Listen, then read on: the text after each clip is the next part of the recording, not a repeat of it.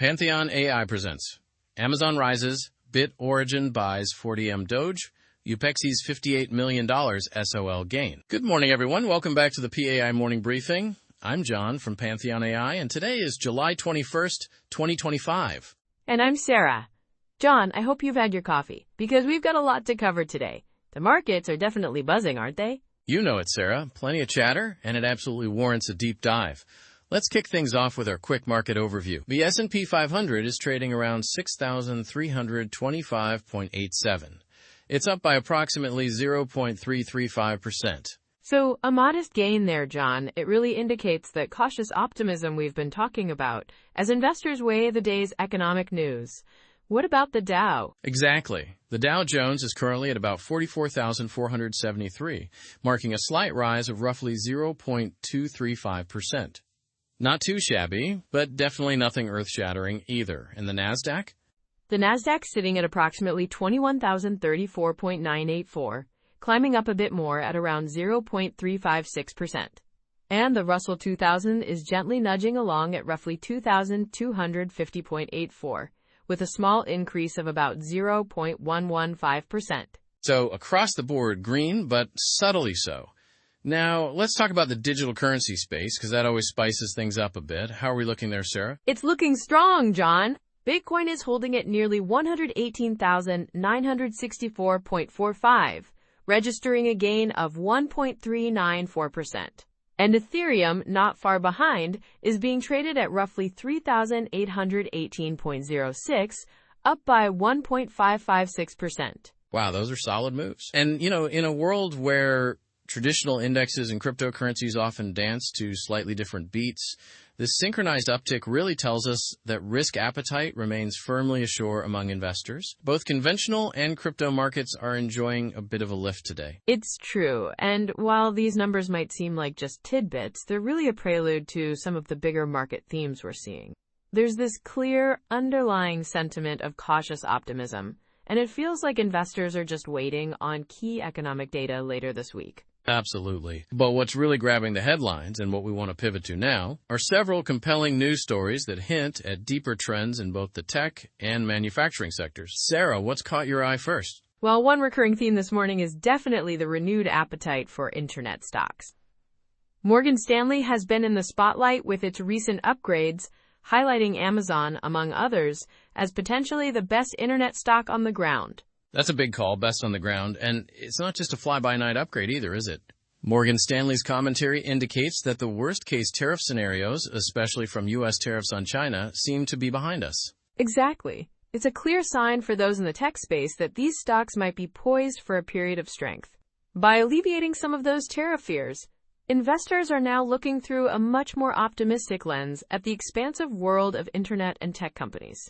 And as we know, they've been leading the charge in innovation, despite busting a few bubble myths along the way. Right. Now, if you're a keen observer, and let's be honest, our listeners probably are, this isn't the only fascinating story for the day. There's a curious tale unfolding in the world of digital assets. Sarah, tell us about BitOrigin. Oh, this one's wild. BitOrigin Limited, trading on Nasdaq under the ticker BTOG, has made headlines with its strategic acquisition of approximately 40.5 million Dogecoin. Yes, you heard that right. Over 40 million of the popular meme-inspired cryptocurrency. 40 million Dogecoin. That's a statement. I mean, some might ask, is it really wise to purchase a coin that many still consider a novelty? What's the thinking behind this? It's their first step in a broader digital asset treasury strategy. The idea is to bolster their balance sheet, and it really hints at the integration of crypto assets into more traditional financial frameworks. It's such an interesting contrast to the conventional stories about tech stocks and tariffs. But then again, aren't we living in an age where the digital meets the physical in unexpected and often delightful combinations? You've got a point there. And speaking of the crypto and blockchain world, there's another scoop from Upexi. They've been quietly making a name for themselves, and their treasury now boasts approximately 1.819 million SOL tokens, valued at roughly $331 million. That's huge. It is. And even more interestingly, they've recorded an unrealized gain of about $58 million in under 3 months. Upexi even added another 100,000 SOL tokens to their holdings, which they estimate could generate nearly $26 million in annual staking revenue, given current conditions. $26 million in annual staking revenue? That's a game changer. This strategic positioning in the crypto staking arena really speaks volumes about how companies are now looking to diversify their income streams and use digital assets not just for speculation, but as a source of tangible, recurring revenue. It's a whole new ballgame. Absolutely. But it's not all eyes on tech and crypto, is it? In the manufacturing and industrial sectors, we've got a prominent story from Cleveland-Cliffs. Their CEO, Lourenco Goncalves, has shared some promising news about the impacts of former President Trump's tariffs on domestic manufacturing. Ah, yes, the tariff story. According to Goncalves, these tariffs have actually begun to positively impact the steelmakers' operations and investor sentiment, with an uptick in demand from U.S. automakers. It's a story that reminds us that sometimes political moves, even controversial ones, can have surprisingly favorable outcomes for certain sectors, especially domestic production. It really is. It's almost as if these tariffs are functioning like a very unorthodox form of supply-side economics, giving domestic players a competitive boost. And let's be honest, John, it's not every day you hear a CEO publicly crediting tariffs for a margin boost. Definitely not. Rounding out our story spectrum, we've got updated news from Verizon. The telecommunications giant has been on a roll lately, and its earnings report stands as a testament to that momentum. They even raised their expectations for free cash flow, a metric investors follow super closely. That's a great sign. Strong free cash flow in a telecom setting often points to robust operational efficiency and the potential for future capital investments. For investors who rely on cash flow metrics to gauge the health of a business, this is definitely music to their ears. Couldn't agree more, and of course we also have insights from none other than Jim Cramer, who has his top 10 things to watch in the stock market today. It appears that with earnings season ramping up, U.S. stock futures are rising, a sign that there's a cautious yet bullish sentiment prevailing. Cramer's list, as always, mixes caution with opportunity. His insights remind us that even when market conditions are a bit subdued, there are always opportunities lurking around the corner for those who stay vigilant. It's like he's always got his finger on the pulse. He really does. Now, let's transition into a more detailed coverage of these important stories, so we can better understand not just what's happening, but the context behind it all. That Morgan Stanley upgrade on internet stocks, for instance, has been making rounds not once, not twice, but 3 times in our briefings now. It's clear investors are being reassured by the easing of geopolitical tensions around tariffs on China. And that's so important because it cuts through a lot of the uncertainty that had previously depressed tech stocks. Morgan Stanley's firm stance on internet companies, particularly with its nod to Amazon, really underscores the belief that strong e-commerce infrastructure coupled with cloud computing growth could fuel continued performance. And if you think about it, Amazon has become more than just a retail giant. It's a technology and logistics powerhouse that keeps absorbing new innovations and market share. It's a behemoth. Absolutely. Switching gears, BitOrigin's move into Dogecoin has definitely piqued the interest of many in the crypto community. Some might still be scratching their heads, asking, is it really wise to purchase a coin that many still consider a novelty? Right. Before you roll your eyes, though, it is worth considering. In a market where stability and uncertainty often coexist, strategic crypto acquisitions can actually serve as a hedge against conventional market volatilities. It's a fascinating play. It really is. BitOrigin's 40.5 million Dogecoin acquisition isn't a random bet. It's part of a larger treasury initiative that could see digital assets bounding into the company's long-term financial strategy. The curiosity here is watching how a company traditionally rooted in tangible financial reporting begins to integrate digital assets into its portfolio. And who knows, if the value proposition of cryptocurrencies continues its upward tick, what might seem like a quirky decision today could turn into a model for modern asset management tomorrow. It's definitely one to watch. Then there's Upexi's crypto staking story, which is nothing short of remarkable. Their rapid growth in SOL tokens, now standing at around 1.819 million tokens, and those unrealized gains of roughly $58 million make for a narrative that's hard to ignore. All in under 3 months. Such stellar performance really begs the question, are we witnessing a maturing of the digital staking economy?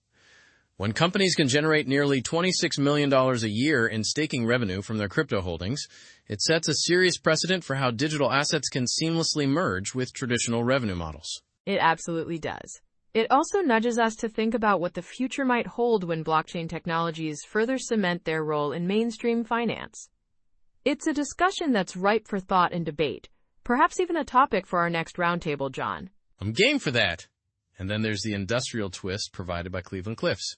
Here we see a narrative where political decision-making, a set of tariffs designed to shield domestic industries, appears to be delivering tangible benefits to a steelmaker. It's interesting how market forces sometimes align with policy measures in ways that can create unexpected fortunes for industry players. Goncalves' comments come at a time when many manufacturing companies are desperately looking for a silver lining. His positive take on the tariffs certainly offers that. But let's consider the broader implications. If domestic manufacturers like Cleveland-Cliffs start to experience growing demand thanks to tariffs, what might that mean for global competitors? And for the U.S. economy as a whole, could there be a rebalancing of trade flows that ultimately benefits domestic industries without igniting significant price increases for consumers? These are the kinds of questions that keep market analysts like us up at night, and maybe even prompt a chuckle or two when we see policy measures double as financial windfalls. Definitely. Verizon's rise, meanwhile, provides a nice counterbalance to these trends. Here we have a company that continues to fuse traditional telecommunications with innovation, as evidenced by its optimistic free cash flow outlook. In a market where investors are hungry for consistent earnings and growth, Verizon's enhanced metrics are a breath of fresh air. It serves as a reminder that sometimes, to appreciate the full complexity of market movements, one must look not only at headline figures, but also into the underlying operational dynamics that drive a company's performance. For Verizon, this means an expectation of improved cash flow that can fuel both growth and shareholder returns, a scenario many in the consumer staples of the tech industry can only envy. And then, of course, there's Jim Cramer, whose top 10 list always adds that extra layer of what if to our market outlooks.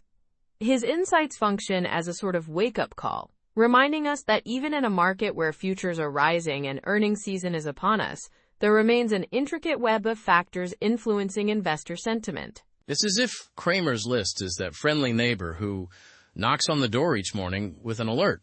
Hey, have you thought about checking on your portfolio today? Sometimes his commentary is filled with a pinch of humor, and that lighthearted risk-taking energy is something that resonates with investors navigating volatility and opportunity. That's a great analogy, John. Now let's transition to our detailed sector analysis.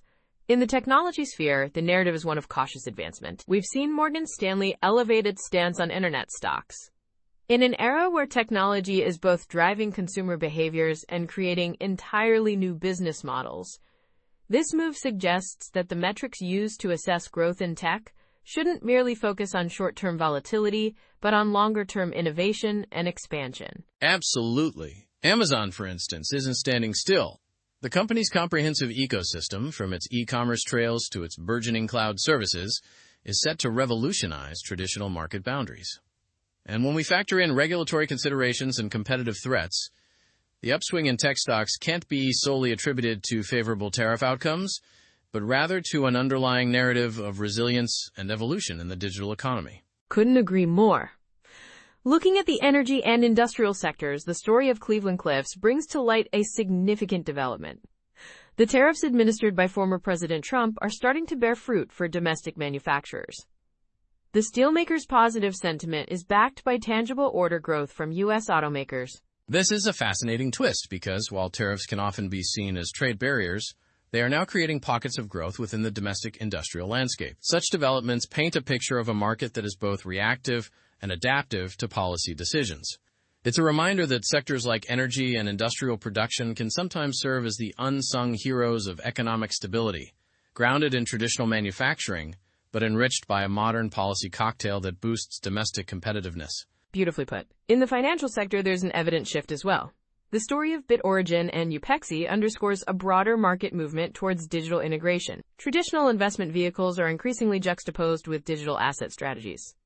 When companies are maneuvering to integrate cryptocurrencies into their treasury management, it really challenges the age-old notion that financial stability rests solely on conventional assets. It certainly does. This integration represents a merging of the best of both worlds, where tried and true financial techniques meet the burgeoning potential of digital finance? In many ways, it's as if we are witnessing the birth of a new asset class that will, in the coming years, reshape how fiscal strategies are computed on the balance sheet. And while there's a level of risk involved, there's also a palpable sense of innovation and strategic foresight that I find truly exciting. I'm with you on that, John.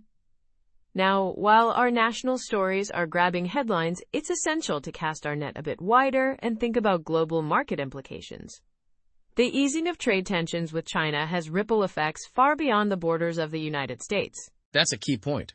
With tariffs no longer looming as a catastrophic threat, international markets could see a period of relative calm. This will likely encourage both domestic and global investors to refocus on growth-oriented investments, particularly in tech and e-commerce sectors that depend on international supply chains. Indications are that emerging markets could also benefit from this shift, as global supply lines become more predictable and cross-border trade resumes its more traditional tempo. It's a complex, interwoven global tapestry. And it reminds us that when one major market finds stability, the effects tend to cascade beyond borders. At the same time, the digital asset stories from BitOrigin and Upexi are resonating on a worldwide scale as well. As central banks across the globe experiment with digital currencies and blockchain technology continues to mature, these corporate moves may very well serve as early indicators of a larger shift in financial ecosystems. Absolutely. Investors, regardless of their geographic location, are taking notice of companies that are adept at leveraging digital assets for an enhanced treasury strategy. It prompts the question, could we soon see a merging of traditional finance with decentralized tech in a way that redefines global capital management? It's a thought-provoking scenario, one that invites seasoned investors and new entrants alike to reassess what constitutes value and stability in this digital age. It really does. With these global and local trends in mind, let's delve into some expert insights and predictions. In my view, a key takeaway is that diversification is becoming more multidimensional. It's not just about conventional equities and bonds anymore. It's about blending physical assets, digital currencies, and even emerging forms of revenue generation, like staking income, into a cohesive portfolio strategy. That's a great point, Sarah. Investors might ask themselves, how can we build resilient portfolios that capitalize on both traditional stability and digital innovation? And before you answer that, consider that this dual approach could very well become the norm, especially as fintech continues to bridge gaps between old-school valuation and cutting-edge tech-driven models. Exactly. There's also an element of timing that investors need to account for. With earnings season in full swing and futures on the rise, market participants should be both cautious and opportunistic. The tech indices, bolstered by upbeat analyst reports and strategic corporate maneuvers, suggest that investor confidence is on the upswing. But inside this optimism lurks a reminder that markets remain inherently cyclical. As we continue through this earnings period, there could be shifts in sentiment that test the stability of these gains. To our fellow investors, I'd say, keep your eyes on the fundamentals, but don't shy away from new digital paradigms. They might just be the catalysts for long-term growth. Wise words, John. And before we conclude, let's sprinkle in a bit of humor. A small financial quip to keep the mood light. They say a bull market is like a birthday party. Everyone's excited until you realize you've blown all your candles and all your cash on cake. Haha, that's a good one, Sarah. But in all seriousness, if the market were a comedy show, today's performance of the stock indices would definitely be nailing the punchlines with those steady little gains. It's a reminder that sometimes, in investing, the best strategy is to enjoy the nuanced humor of patience and strategy. Absolutely. So as we wrap up this morning's briefing, let's reflect on the key takeaways. Firstly, the indexes, be it the S&P 500, Dow Jones, Nasdaq, or even the Russell 2000, are showing modest but encouraging growth. Secondly, the digital asset market, highlighted by Bitcoin and Ethereum's strong moves, is telling us that even in traditional financial times, alternate investment avenues continue to shine. And thirdly, news from companies like BitOrigin and Upexi signal that the digital revolution isn't confined to tech startups anymore. It's permeating into established corporate strategies and challenging the status quo of treasury management. And finally, the interplay between policy actions like the domestic tariffs benefiting Cleveland Cliffs and technological innovations as seen with internet stocks reveals that the market never sleeps on opportunities, even if it might take a coffee break here and there. It's essential to ask ourselves, in the midst of this evolving panorama, what strategies we can adopt both as investors and as market observers.